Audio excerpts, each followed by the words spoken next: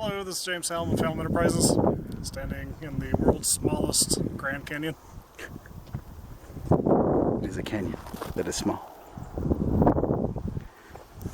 Just south of San Antonio, Texas, about a mile from the San Antonio River. When I started blacksmithing, one of the things I wanted to be able to do was make my own machetes. Here, yay, these many years later, I finally have built a bush sword for myself.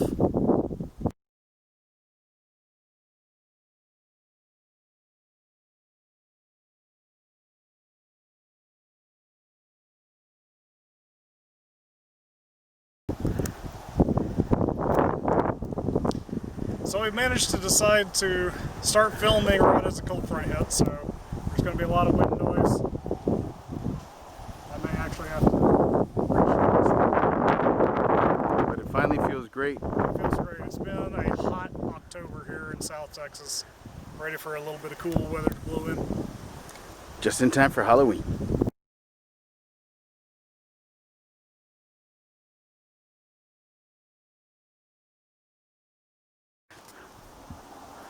Okay, a lot of y'all are probably familiar with the concept of a truck gun. Something that's, fairly short, lightweight, very capable.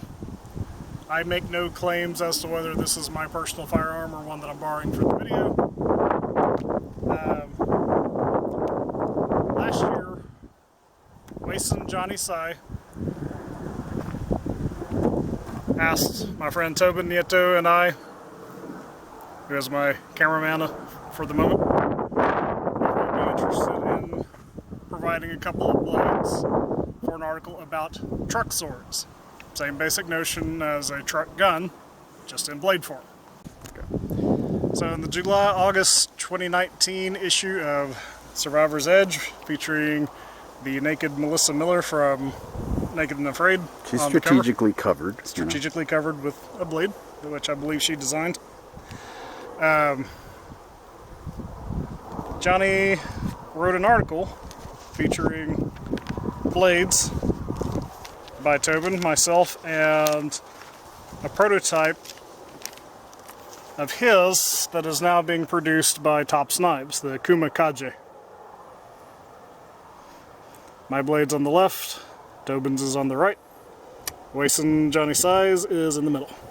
And you can contact us directly if you're interested in purchasing one? Oh my gosh. Hey, promo, man. Calm down. Okay. Yes, sir.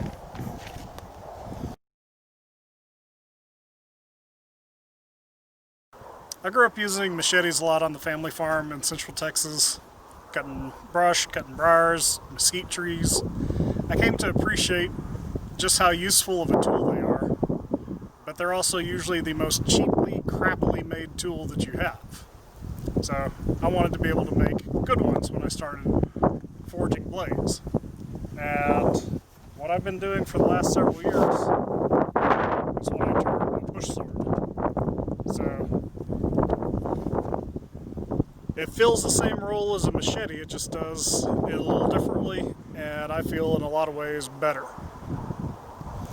So to me, bush sword is not a particular blade design, it's more of a class of tool. It's something that is intended to be equally capable in a utilitarian role, cut and brush, and at the same time to fight with.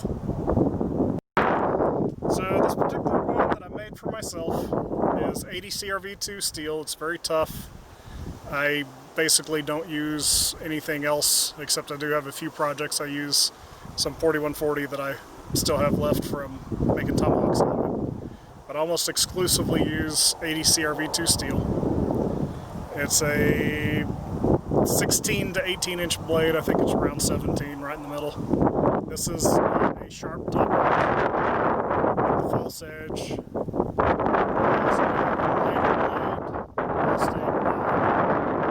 Also aids penetration. It penetrates in more easily with that thinner spine. Also aggressifies the look. It makes it look meaner. So, this is maybe a little shorter than a lot of machetes are. It's a little bit thicker spine. It's got a little more weight to it. It still moves fast in the hand, but it has enough inertia that it will bite in better than a machete will. So the handle is the same type of cord wrap I do on a lot of my forged blades. There's a foundation of neoprene rubber on both sides of the tang. Then I have a underlayer of, in this case, olive drab paracord wrapped round and round, anchored through a hole here at the end of the tang. The tang goes all the way to the end. Then I have an overlayer of black paracord with the core stripped out so it'll lay flatter. It's a crisscross pattern.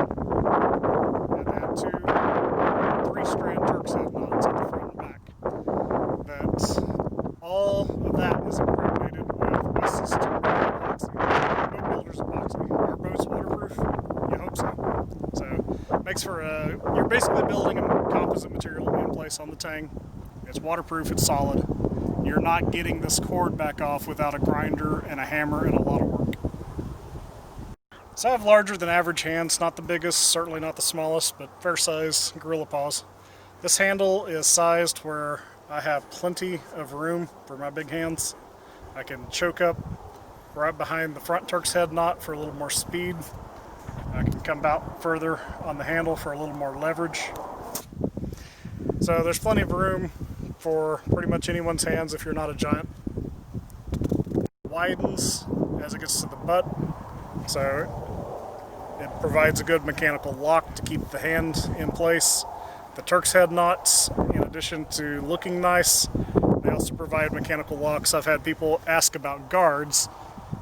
Your hand most likely is not moving up on the blade with that Turk's head knot. It's pretty wide on the sides, it's pretty wide on the top and bottom. So even if your grip slips on that very nice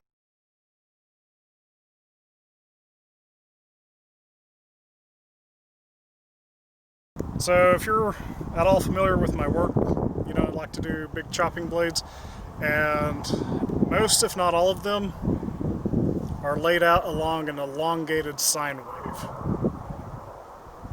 So the chopping sweet spot, which you can see I've used it some, there's some stains on the blade from chopping wood. The chopping sweet spot is dropped slightly below the level of your knuckles. So it makes for a more powerful chop. But the farther that drop gets, the harder it is to control. So I keep it fairly straight to keep it nice and controllable while still having enough drop that it will make for a more powerful chopping motion. So this blade is multifunctional. You see a lot of people online saying, if you have anything that's over a 4-inch blade, then you don't know what you're doing. And my response is, come to Central Texas sometimes, where you have walls of briars and mesquite trees and cat claws, and basically everything that thrives has thorns. A big blade has its place, and a big blade can do a lot of chores that a smaller blade can also do. So this you can use as a draw knife because the top edge is not sharp. You can draw a knife with it. You can use this angled tip as a skew chisel. So push with your strong hand, guide with your offhand, and skew chisel with it. You can hold the wide blade up here, just work with the tip. Sorry, that was, I was off. Oh my gosh, how long are you doing that? Just like 2-3 seconds. It's still good, James. Go ahead. It's not. You're frightened. You can. I'll be in my trailer. You can also say that this is not no wimpy bushcrafting knife with a 1/4-inch spine. Take that, Kephart knives. Certainly.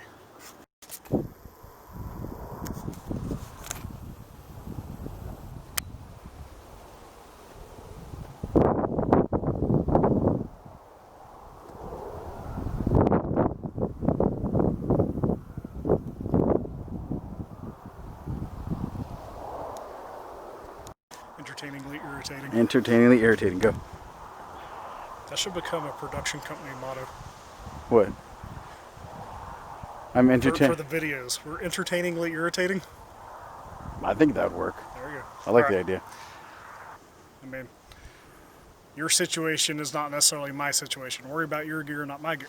But, that being said, a big blade is very useful for dealing with all kinds of brushwork. and it can do jobs that smaller knives may be a little more easy to do with, but you can still do it with a bigger blade. So you can hold it by the wide front of the blade and use just the tip. You can use it like some of the Filipino auxiliary blades. They'll have a short little blade with a long handle. Well, this is long enough to use it like they do, where you tuck up under your armpit, and just be careful, and use the end of it like those Filipino blades. You mean the people that actually use their knives every day? Yes, for, you know, living. And real Not work? just going out and playing in the woods. Making coffee under the pine trees? Those guys? Yes. Right. So the bush sword is part of a system. You know, a lot of the old school survival knives, the U.S. Air Force survival knives, the Jimmy Lyle Rambo type, will have a hollow handle that you store string, iodine tabs, Sundries. sundries, matches, all that kind of stuff in the handle. And it's not necessarily a bad idea, but in order to make the handle a storage container, you are necessarily compromising the design of your main survival tool, the blade. You know, a lot of them were poorly done. Some of them were very well done. The Jimmy Lyle ones were very well done. Chris Reeves. Chris Reeves, but they tend to have kind of large, round handles that want to roll in your hand. So it always made more sense to me, rather than compromise the design of your main tool to make a storage unit, you use the sheath as a platform to be able to put even more survival gear on and have it more easily accessible. And frankly, I can see the situation being a lot more likely if you're losing your blade and still having a sheath attached to your belt, and the other way around, so you have a blade with all the survival sundries and your sheath is gone. So it makes sense to me for the sheath to be a survival platform.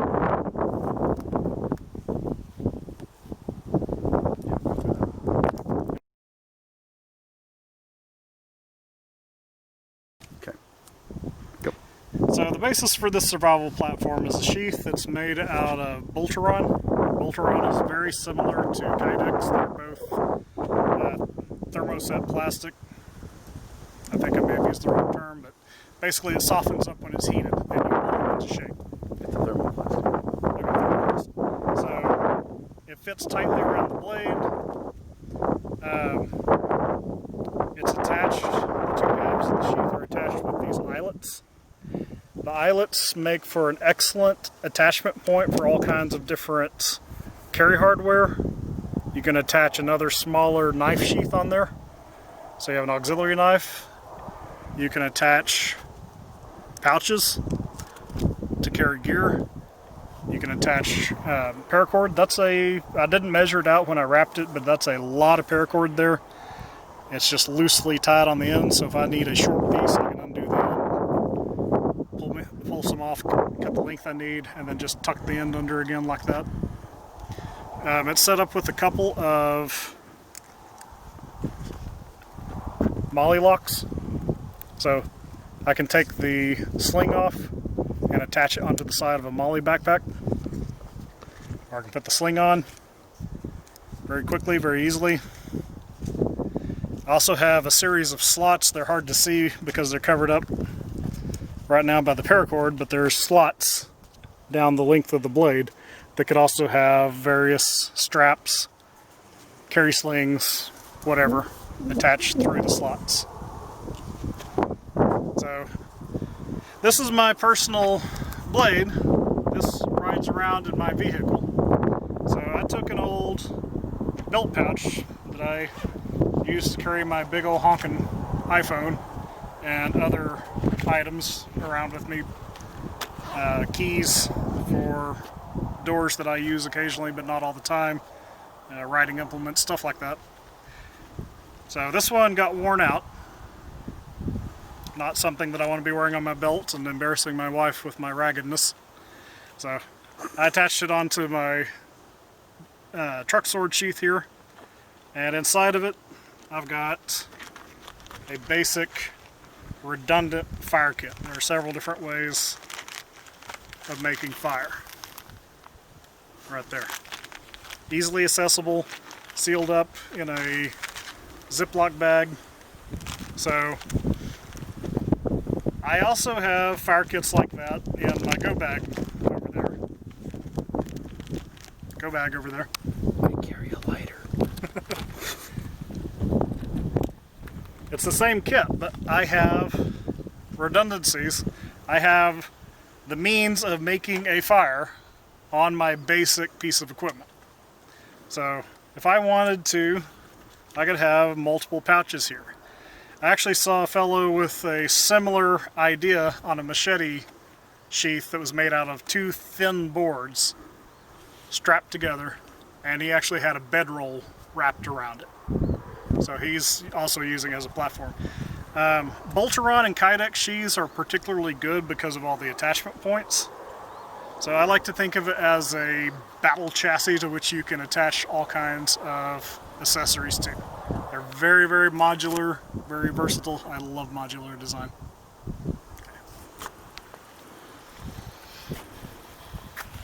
I carry a tiny knife. I have one too. Me too. Because I have multiple redundancies. Hold on. Well, I'm getting it out of my pocket because I'm still recording. Yeah. See, No, look. don't record. I have a tiny knife. That's because I'm sucio. So I've got just a basic sling I made out of some webbing.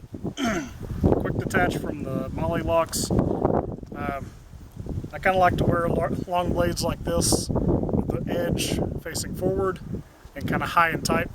So right now I've got it kind of to the front of my body more to be visible than because that's how I would necessarily walk around with it. Typically I'd have it a little further back here. So it's out of the way. It's easy to get on, get off. I can actually bring it up a little bit and have it more on the back. I wouldn't try to draw it from the back, but walking around carrying it, it is now not in my way. And then I can bring it forward and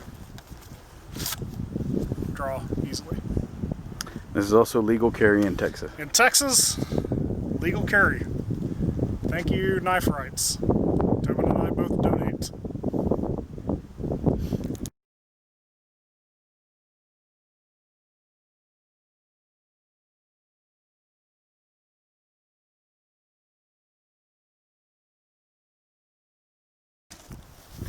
Go for it. So a bush sword should cut pretty much what you can cut with a one-handed axe. You know, hatchet, small length axe, but it also deals with whippier stuff a lot better than you would be able to do with an axe. So I'm not going to do a whole lot of cutting. This is not my property I'm on at the moment, so I don't want to be cutting up a bunch of stuff that the landowner doesn't want me to cut. But just as a demonstration, a little thin whippy live oak branch. Imagine trying to cut that with an axe. Much easier.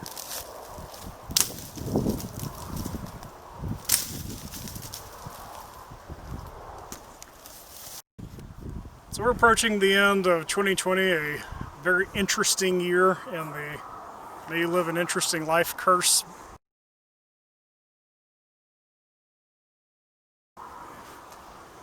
I've wanted my own machete that I made for years and years, never have made one. It seemed like it probably would be a good time to go ahead and have one that I made on hand, handy, in my vehicle if I needed. All kinds of scenarios where you may be needing tools and or weapons in your vehicle. I am not saying this is my loadout. I'm not saying I own any of this except for the bush sword, but just kind of giving an idea. You know, you've got your truck gun, water, a backpack that presumably has some kind of survival equipment in it. I have the bush sword, the truck sword, mounted on the side there. It's not necessarily quickly accessible without taking the backpack off, but if I'm needing a quick weapon, you know, I have things a little more readily accessible. So just a notion,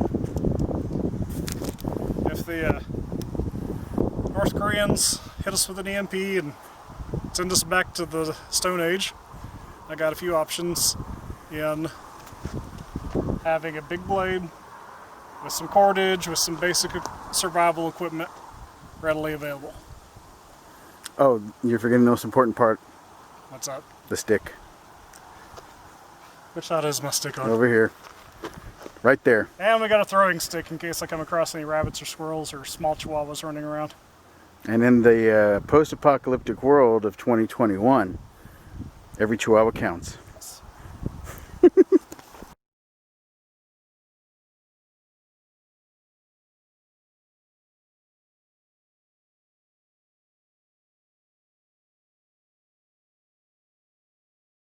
Say Wolverine! Wolverine! Ready? Yeah. Let's go. So I've got pretty fair-sized hands. I'm not the biggest, certainly not the smallest, but larger than average gorilla paws. That's what she said. Oh my gosh.